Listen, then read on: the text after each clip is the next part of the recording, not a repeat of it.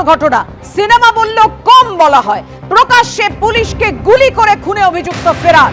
গোয়ালপুকুরে গুলিবিদ্ধ দুই পুলিশ কর্মী, আসামি চম্পট। কোর্টে যাতায়াতের পথেই ফেরার আসামির হাতে অস্ত্র, আর সেই আগ্নেয়াস্ত্র দিয়েই পুলিশকে গুলি করে চম্পট আসামি।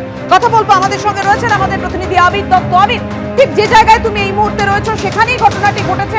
এক তো উঠছে যে পুলিশ কিভাবে এই রকম তাদের সুরক্ষা এত ঢিলে ঢালা হলো কি করে, দুই এতটা সাহস কোত্থেকে পাচ্ছে দুষ্কৃতীরা? দেখো একেবারেই, এবং যেটা যে জায়গায় আমরা দাঁড়িয়ে রয়েছি ঠিক সেই জায়গায় এই ঘটনা ঘটেছে। গোয়ালপুকুরের ইসলামপুর পুলিশ ডিস্ট্রিক্টের অন্তর্গত সেই জায়গাটিকে পুলিশের তরফ থেকে সম্পূর্ণ ঘিরে দেওয়া হয়েছে।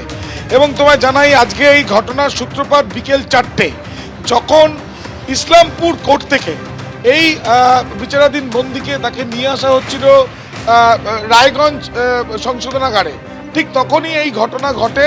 যে জায়গায় আমরা দাঁড়িয়ে আছি পাশেই যে আন্ডার কনস্ট্রাকশন বিল্ডিং রয়েছে, এই যে আন্ডার কনস্ট্রাকশন বিল্ডিং রয়েছে, সন্দীপ পাল আমার ক্যামেরা পার্সন দেখাচ্ছে, সেই বিল্ডিং এর পাশে এই যে রাস্তার অংশ, সেখানে প্রত্যক্ষদর্শীরা জানাচ্ছেন যে 10 থেকে 15 মিনিট ধরে এই প্রিজন ভ্যানকে এখানে তারা দাঁড়িয়ে থাকতে দেখেন। সেখানে বেশ কিছু মহিলা পুলিশ কর্মীও ছিল। এমনকি যে ব্যক্তি সাজ্জাদ আলম, যে ব্যক্তি এখান থেকে পালিয়ে যায়, সেই সাজ্জাদ আলম এখানে, যেটা পুলিশ সূত্রে জানা যাচ্ছে যে সে বাথরুম করার নামে বা টয়লেট করতে যাবে বলে সে এখান থেকে নামে, এবং তারপরেই 2 থেকে 3 রাউন্ড গুলির শব্দ শোনেন প্রত্যক্ষদর্শী। তাদের আমরা একজন প্রত্যক্ষদর্শী তাদের কথা বলেছিলাম, যারা এখানেই কাজ করে এই আন্ডার কনস্ট্রাকশন বিল্ডিংয়ে। তার তরফ থেকে বলা হচ্ছে সে ঠিক আওয়াজ শুনে বাইরে বেরোয়। এই যে বালির অংশ দেখা যাচ্ছে, এখানে একজন পুলিশ কর্মী, একজন এসআই এবং একজন কনস্টেবল ঠিক স্টোন চিপ সেখানে রয়েছে, সেখানে গুলিবিদ্ধ অবস্থায় তারা পড়ে রয়েছে দেখতে পান।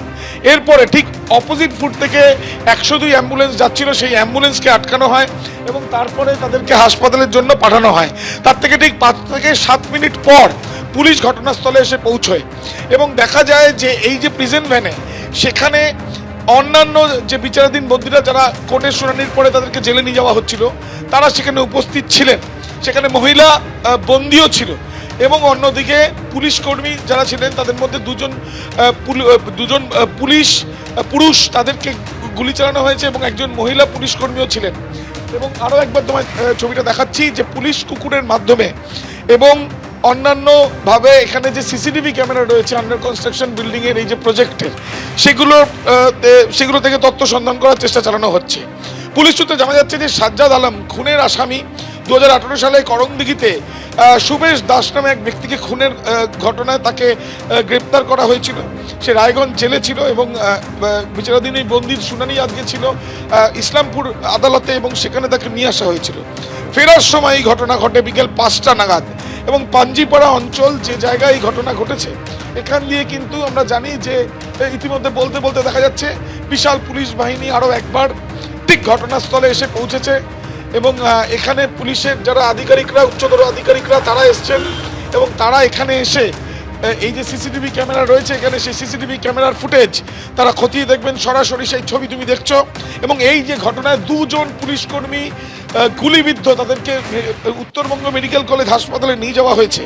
এবং এখানে এই যে দুটো বিষয়ের ওপরে তারা মূলত লক্ষ্য রাখছেন। প্রথম একটি বিষয় শোনা যাচ্ছে, যে বিষয় নিয়ে তথ্য প্রমাণ সংগ্রহের প্রক্রিয়া তারা চালাচ্ছেন, যে বাইকে করে অন্য কোনো দুষ্কৃতী এসে এই যে বিচারাধীন বন্দী তাকে ছিনতাই করে নিয়ে চলে গেল কিনা, এবং তারাই গুলি চালিয়ে পুলিশকে লক্ষ্য করে গুলি চালিয়েছে কিনা সেটা যেমন দেখা হচ্ছে। দ্বিতীয়ত সার্ভিস রিভলভার যেটা ব্যবহার করতেন এই এসআই বা কনস্টেবলের কাছেও ছিল কিনা সেটা দেখার চেষ্টা চলছে।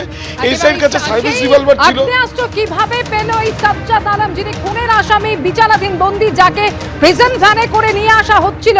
এমন একাধিক প্রশ্ন ইতিমধ্যেই তৈরি হয়েছে এই ঘটনাকে কেন্দ্র করে। ইতিমধ্যেই 2 পুলিশকর্মী যারা গুলিবিদ্ধ হয়েছেন তারা হাসপাতালে চিকিৎসাধীন। ঘটনা নিয়ে আইজি उत्तरबंग ठीक की बोलेছেন, রাখবো আপনাদের সামনে। अभी दोनों पेशेंट स्टेबल हैं, डॉक्टर्स की टीम काम कर रही है, उनका ट्रीटमेंट चल रहा है। सर कैसे ये हादसा हुआ, कुछ एक्चुअली आज सुबह हमारी एक एस्कॉर्ट पार्टी आई थी। वो तीन अक्यूज को, 2 लेडी और एक जो मेल अक्यूज है, इनको जो अपना रायगंज करेक्शनल होम से इस्लामपुर कोर्ट में प्रोटेक्शन के लिए लेके आई थी। He was hiding that weapon inside his blanket. तो सडनली मतलब हमारे जो एस्कॉर्ट पार्टी को उसने बोला कि उसको मतलब you want to use the attend the nature's call. जब वो नीचे उतरा तो उसके बाद सडनली नेचर्स कॉल करने के बहाने उसने suddenly Is there any arrest? अभी हमको जो पता लगा है 3 राउंड फायर किया।